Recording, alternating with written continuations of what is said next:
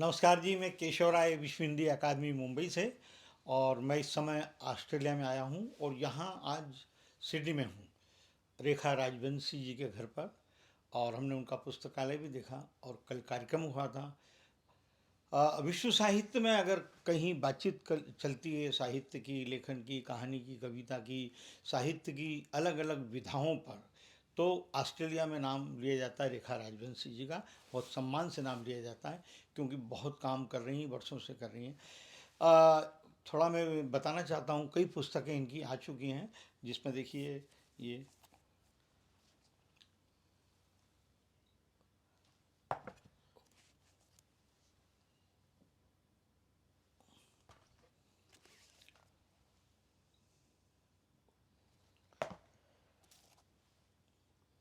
ये तो कहानियाँ हुई हैं और ये कविता संग्रह है।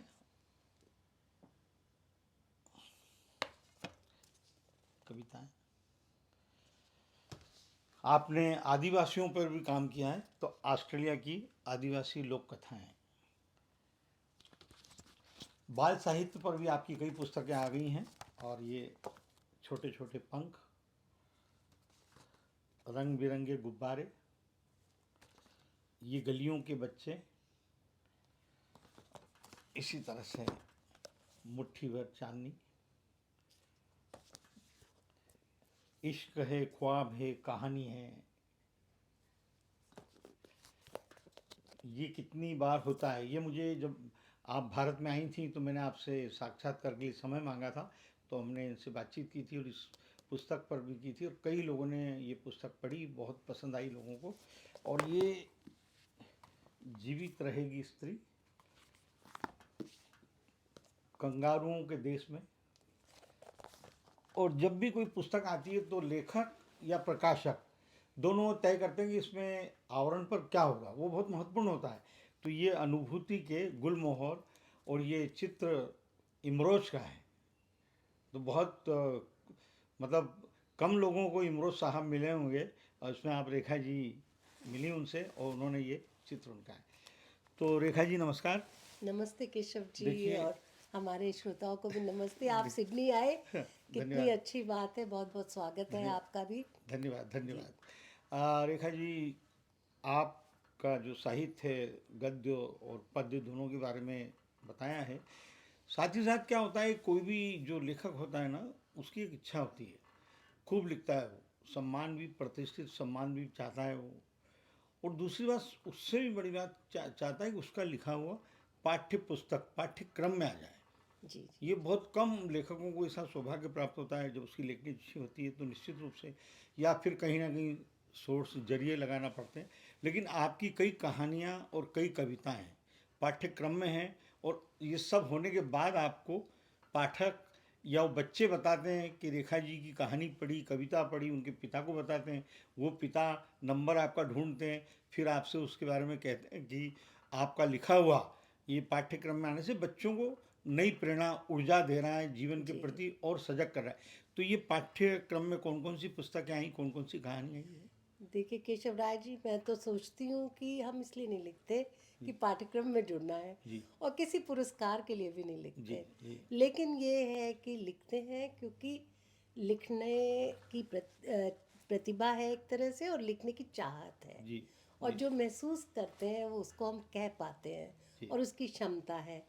तो मुझे पता चला पिछले दिनों ऑक्सफोर्ड यूनिवर्सिटी में वाह, एक लड़की पीएचडी कर रही थी बाल साहित्य पर।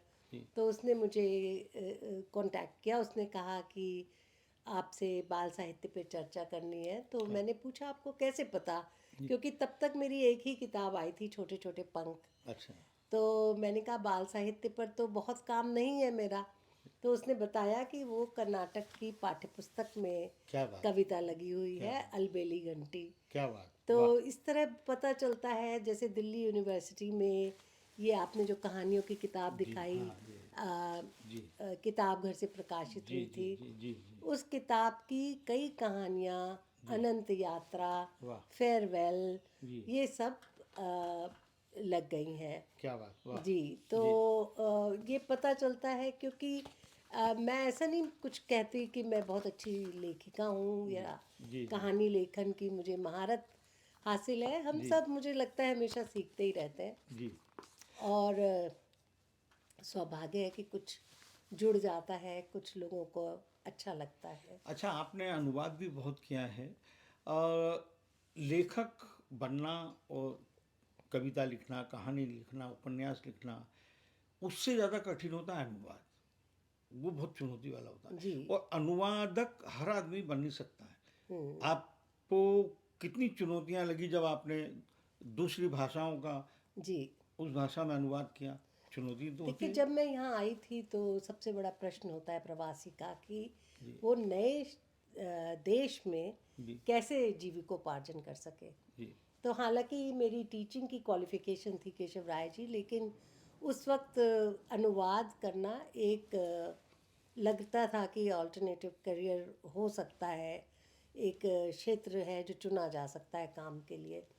तो मैंने सोचा कि चलो मैं अनुवाद, यहाँ हर चीज़ के लिए परीक्षा देनी पड़ती है, जी। और परीक्षा में भी अगर आपके 90-95% मार्क्स नहीं आते हैं तो आप वो अच्छा। योग्यता हासिल नहीं कर सकते हैं। ओह। तो किसी भी भाषा के अनुवाद के लिए दोनों भाषाओं में योग्यता हो, और आपका भाषा बहुत विस्तृत हो, और उसका शब्दकोश बहुत भंडार हो, ये बहुत ज़रूरी है ताकि हम उसको ठीक से उसका अनुवाद कर तो सकें। कई बार ऐसा भी लगा होगा कि यार इसके लिए शब्द नहीं मिल रहे हैं, तो आपने अ, अपने शब्द गढ़े होंगे।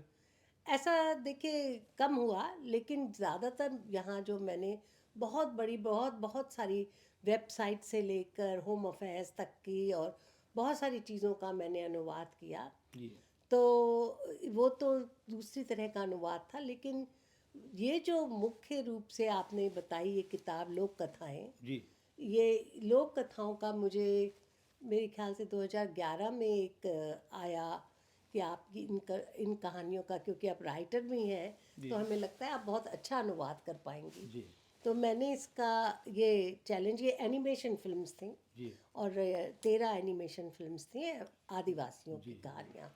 जी तो यहाँ जो कहानियाँ होती हैं केशव जी, उनको ये लोग कहते हैं ड्रीम टाइम जी स्टोरीज। जी तो फिर मुझे बहुत अच्छा लगा कि ये एनिमेशन फिल्म्स हैं, ताकि मैं उनके शब्द समझ सकती हूँ कैसे लिखने हैं। जी सबसे बड़ा चैलेंज ये था जी जी कि उनके शब्दों को हम हिंदी में कैसे लिखें। जी तो वो मुझे एनिमेशन फिल्म्स ने मदद की, और बहुत अच्छा अनुवाद ये हिंदी में हुआ।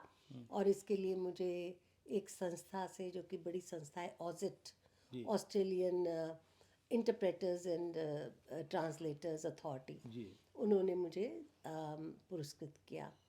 अभी आपने बताया, बातचीत चल रही थी कि मैं लिखने के पहले जो मेरे किरदार हैं उसमें ढल जाती हूँ, और वो किरदार जी। बनकर मैं उसको जीती हूँ, जी। फिर लिखती हूँ। जी। तो लिखते समय वो किरदार कितना आपके साथ रहता है, और जी। लिखने के बाद वो किरदार कब तक आपके उसमें मन में जीवित रहता है, निकल पाता है या नहीं निकल पाता है जल्दी?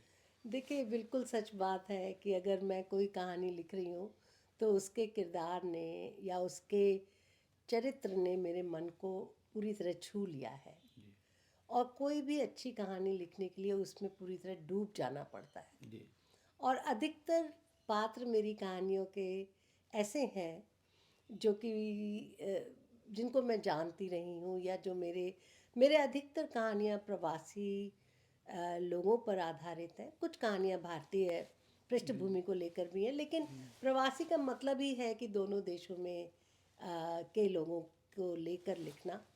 तो जो हम लोग अनुभव करते हैं, जो चैलेंजेस आते हैं, जी और मेरे विषयों की व्यापकता शायद इसलिए है क्योंकि मैं अंग्रेज़ी में भी पढ़ती हूँ, हिंदी में भी पढ़ती हूँ, और एक जो अब एक जो एक संभला हुआ बैलेंस सा जो एक वो निकलता है, हम्म। विषयों की व्यापकता मुझे उससे मिलती है। जी और मेरी कहानियों में जैसे यूथेनेशिया यानी कि इच्छा मृत्यु भी आती है, जी थर्ड जेंडर भी आता है, जी और बहुत सारी ऐसी चीज़ें आती हैं, कोविड पर भी कहानियाँ हैं।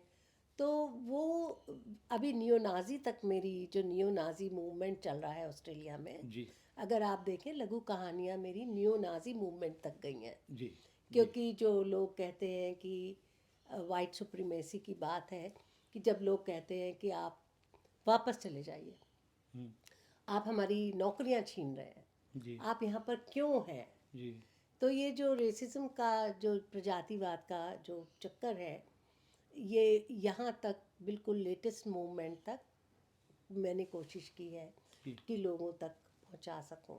तो क्या प्रतिक्रिया हो रही है लोगों की जो पढ़ रहे हैं, देख रहे हैं, तो सुन रहे देखिए उसको, अब वो अभी मार्केट में आई है वो लघु कथाएं, हैं? जी। त्रिशंकु नाम से। अरे वाह, क्या बात। त्रिशंकु क्योंकि मुझे महसूस होता है कि हम प्रवासी त्रिशंकु हो जाते हैं। जी हम भारत को मन में बसाए रखते हैं और हम ऑस्ट्रेलिया में जीते रहते हैं। तो बार बार इच्छा होती है हम लौट जाएं। लौटते हैं तो हमें जलवायु सूट नहीं करती है, कभी हमको प्रदूषण से परेशानी होने लगती है। तो हम, मुझे लगता है ना हम यहाँ के रहते हैं ना वहाँ के रहते हैं, हम त्रिशंकु से लटके रहते हैं। और वो किताब में जिन लोगों ने भूमिका लिखी है, बलराम अग्रवाल जो कि बहुत बड़े लघु कथाकार हैं, या मंजीत ठाकुर जो कि नई पीढ़ी को रिप्रेजेंट करते हैं, या ये एक और राम निवास मानव जी जो डीलिट और पीएचडी हैं, सब ने बहुत उनको सराहा है। हम्म तो मुझे ऐसा लगता है कि ये जो पाठक हैं हमारे, इन कहानियों को पढ़ेंगे और उनको थोड़ा सा ज्ञान होगा कि विदेशों में किस तरह की परेशानियाँ मैं ये नहीं कहती कि सारे जो वाइट सुप्रीमेसी की बात हम लोग कर रहे हैं, लेकिन बहुत सारे गोरे लोग बहुत मददगार होते हैं। जी यहाँ लोग बहुत ईमानदार हैं, जी बहुत मदद करने वाले हैं, एक दूसरे को कोशिश करते हैं कि उनकी प्राइवेसी में कोई दखलंदाजी ना करें। तो कुछ चीज़ें बहुत अच्छी हैं जो हमको सीखनी चाहिए। आपने ऑस्ट्रेलिया में भी भारत ही बना रखा है, सारे जी भारतीयों को जोड़ रखा है। जी और यहाँ पर जो सभ्यता, संस्कृति, परंपरा, रीति रिवाज, त्यौहार जो आयोजन लगातार आपके यहाँ होते रहते हैं, आपसे जुड़े। तो आप ऑस्ट्रेलिया में जो आपकी गतिविधियाँ हैं, आपकी संस्था जो समाज शिक्षा के लिए भी काम करती, स्वास्थ्य के लिए भी काम करती, उसके बारे में आप बताएं। देखिए, संस्था हमने 2010 में जब देखा था कि यहाँ कुछ साहित्य के क्षेत्र में कोई भी संस्था उतनी सक्रिय नहीं है, तो हमने सोचा था कि एक बनाएं। तब बनाई थी, इसका नाम है Indian literary and art society of Australia. तो उसमें हम सभी भाषाओं का और सांस्कृतिक गतिविधियों का समावेश करते रहे हैं। जी इसके माध्यम से हमने सम्मेलन किए हैं। सिडनी यूनिवर्सिटी में हमने सम्मेलन किया था राष्ट्रीय स्तर का, जिसमें मेलबर्न वगैरह से भी लोग आए थे। और हमने इसके अलावा पैरा मसाला एक फेस्टिवल होता है, वहाँ भी हमने पोइट्री कंपटीशन किया। यहाँ जो संसद भवन है वहाँ भी हम लोगों का एक युवा बच्चों का कविता पाठ प्रतियोगिता आयोजित हुई। इसके माध्यम से पिछले 2 साल से हमने इसको वीडियो के द्वारा कनेक्ट करके पूरे ऑस्ट्रेलिया वाइड हम एंट्रीज मंगाते हैं। तो वयस्कों के लिए कहानी वो अपनी लिखे, बहुत अच्छी बात है, नहीं तो अगर किसी और की भी लेके पढ़ सकते हैं। जी और छोटे बच्चे जी जो कि रिमोट एरियाज़ में रहते हैं, बहुत गांव वगैरह में, उनके पेरेंट्स ने, मुझे एक के फादर ने कहा कि कितनी अच्छी अपॉर्चुनिटी है जी कि हमारे बच्चे ने कम से कम एक हिंदी की कविता याद की। जी तो बहुत अच्छी प्रतिक्रियाएं मिलती हैं, बहुत अच्छा लगता है। जी और इसी तरह हमारी संस्था ने जो किताबें हिंदी की पब्लिश की, आपने देखी जी बूमरैंग, जी ऑस्ट्रेलिया से कविताएं, दूसरा भाग जो है जिसमें 40 कवि हैं, जी। और अब हम अंग्रेज़ी की प्रकाशित कर रहे हैं। क्या बात, वाह। ये जो प्रवासी कथा माला, ये तो इसमें क्या, थोड़ा इसके बारे में बताएं। जी जी, ये डायमंड पब्लिकेशन का प्रोजेक्ट क्योंकि था। हमें इसलिए याद है कि विश्व हिंदी दिवस 10 जनवरी को होता है और 9 जनवरी को भारतीय प्रवासी भारतीय दिवस होता है। तो विदेशों से कई लोग भारत आते में आते हैं, हैं, जी जी जी तो वहाँ मनाते हैं प्रवासी जी। भारतीय। मुझे बहुत तो आमंत्रण है। जी, इसके बारे में बताएं प्रवासी कथा। प्रवासी कथाओं में ये है, देखिए, ये तो वृद्ध मन की हैं, यानी कि जो वृद्ध लोग जिन चीज़ों के माध्यम थ्रू गुज़रते हैं, जिनको जो कठिनाइयाँ होती हैं, और जो उनको अकेलापन होता है। बहुत सारे अभिभावक यहाँ आ जाते हैं बच्चों के साथ विदेशों रहने। में ज़्यादातर साहित्यकार लेखक अकेलेपन पर ही लिखते हैं, हाँ, हैं? क्योंकि भारत जो मन में बसा हुआ है वो निकलता नहीं है। ज्यादातर और हम लोग आत्मसात भी कर लें यहाँ की संस्कृति, जी, जो कि सब लोग कर ही लेते जैसे हैं। भारत में धर्म, परिवार, संयुक्त परिवार, इस पर जी ज्यादा जी लेखक लोग लिखते हैं। यहाँ अकेलापन में ज्यादा विदेश में लोग, वही जी आपने कहा जी जो जी जी जी हाँ, जी। बताइए। जी और नहीं, यहाँ पे खुशी वाली भी बहुत लिखते हैं लोग, जी लेकिन यहाँ की जो संस्कृति है उसको एसिमिलेट करके, आत्मीकरण करके उसका, जी उस पर भी बहुत बातचीत होती है, ऐसी बात नहीं है। जी लेकिन हाँ, एक अकेलापन से ज़्यादा भारत को याद करना, जी जब हम जैसे जैसे हम बूढ़े होते जाते हैं, बड़े हाँ होते जाते हैं, हाँ हम उतना ही बचपन की तरफ लौटते जाते हैं। जी जी जी जी आपकी कहानियों में जैसे आपने कहा वो, तो कहानियों में कई बार किरदार को आप, होता है कहानी बहुत आगे बढ़ चुकी, फिर लगता है कि नहीं यार ये इसमें दो किरदार और जोड़ देते हैं, इस किरदार को हटा देते हैं, ऐसा कई बार हुआ है आपके साथ? देखिए, कोई भी कहानी संपादित, मतलब अपनी ही खुद बार बार पढ़नी, कम से कम मुझे लगता है 6 बार तो पढ़ती है। जी ठीक है। और हर बार उसमें कोई ना कोई, मैंने कभी भी किरदार नहीं जोड़े, जी क्योंकि लिखने के पहले मेरे मन में होता है कि इतने चरित्र होंगे, इतने पात्र होंगे, ये माहौल होगा। जैसे मेरी एक कहानी जो मैंने आपको बताया, फेयरवेल, जो कि इच्छा मृत्यु पर आधारित है, जी वो जब हम लोग शुरू शुरू में आए थे यहाँ पहली बार, तो हम रुके थे एक अंग्रेज़ के घर में, और उसकी पत्नी भारतीय मूल की, बहुत पहले से पीढ़ी की थी। और वहाँ से वो कहानी एक्चुअली निकली कि वो जो उसका ऑस्ट्रेलियन हस्बैंड था, और बहुत वहाँ से एक्चुअली उपजी, कैरिनबा से। और वो कहानी फिर आगे तक बढ़ी, और कि कैसे वो अपनी इच्छा मृत्यु की पार्टी देता है, जी और उस पार्टी में वो सबको इनवाइट करता है। तो ये जो भारतीय कपल भी जाता है, तो वहाँ वो उसको पता चलता है कि ये इच्छा मृत्यु के लिए जा रहा है। तो यहाँ मृत्यु को भी उत्सव बना लेने की जो भाव है इस कहानी में है। और बहुत लोग अंत में जाकर देखे रहते भी हैं, ऐसे बिल्कुल अकेले रहना पड़ता है बहुत, जब बीमार हो जाते हैं। तो बहुत सारी चीज़ें हैं जो याद आती एक है। लिटरेचर फेस्टिवल था, बड़ा प्रतिष्ठित फेस्टिवल था, तो वहाँ पर एक कहानीकार अपनी कहानी सुना रही थी। जी समय उसको 12-15 मिनट का दिया था, 10 मिनट, करते करते वो 30 मिनट पर पहुँच गई। अब 5-5 वॉलेंटियर्स जी 4 बार स्लिप लेकर आ गए, आपका समय हो गया। दूसरी तरफ वक्ता खड़े, तीसरी तरफ आयोजक को टेंशन जी है, जी और चौथी तरफ, पांचवी तरफ हम पाठक, हम बैठे थे पाठक। तो पहले मेरा ममता कालिया जी का बड़ा नाम है, तो वो थी स्टेज पर थी, तो मैंने उनसे प्रश्न करने का सोचा था, लेकिन मैंने कहा नहीं यार, ये इसने 20-15-17 मिनट ज़्यादा ले लिए, हाँ और ना रोचकता है इसमें कहानी में, ना हाँ सुनाने में। तो मैंने कहा इसने तो समय बर्बाद किया, मैं प्रश्न इससे ही करूँगा। तो हुआ, तो मैंने कहा बातचीत, मैंने कहा ममता जी, इन्होंने जो कहानी सुनाई है, जी 30 मिनट सुनाई है, ना इसमें हमको रोचक ना लगी। अगर यही कहानी वो 10 मिनट में सुनाती तो अच्छी लगती। तो ये जो 20 मिनट इन्होंने ज़्यादा लिए, इसके बारे में आप क्या राय?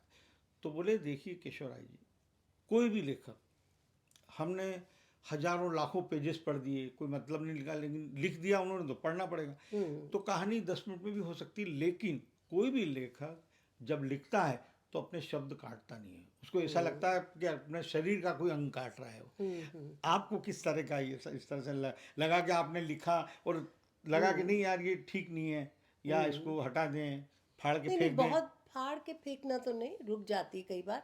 रुक जाती, और तो जैसे नया मोड़ लेती है क्या फिर वो? ले भी सकती है। ले भी। और लेकिन मेरी कहानियों में ऐसे होता है कि मेरे को पढ़नी तो पड़ती हैं 5-6 बार अच्छा उसमें। और जब मुझे ऐसा लगता है तब कहानी अच्छी बनती है, जब आप खुद ही अपनी कहानी लिखते लिखते रो पड़ो, या ठीक, आपको लगे कि हमको छू रही है, बहुत अच्छी तो जाके वो बात। ये पाठक न्याय को है, ये छूती न्याय है। हुआ, ये न्याय जी। हुआ ये। और जहाँ तक मंच पर कहानी पढ़ने का, उसका मुझे नहीं पता कि मुझे तो अवसर नहीं मिला अरे मंच क्या पर बात, 30 आपका मिनट इतना की बड़ा नाम, कहानी नहीं आप सुनाने का। सुनाएंगी नहीं ना? नहीं, मैं तो संक्षेप में वही बताऊं। वही ना, वही तो बात है, आप नहीं जैसे करें। मेरी, मुझे सबसे पहले जो प्रसिद्धि मिली, नासरा जी ने एक कहानी मांगी थी, जी गोरी डायन मैंने भेजी थी उनको। अच्छा, हाँ ठीक तो है। उसको अंग्रेजी में भी मैं ट्रांसलेट नहीं कर सकती हूँ, बिकॉज वो इतनी ऐसी हो जाएगी वाइड वो करके। तो मुझे ये कहानी से काफ़ी और ये कहानी भी सच्चाई पर ही आधारित थी।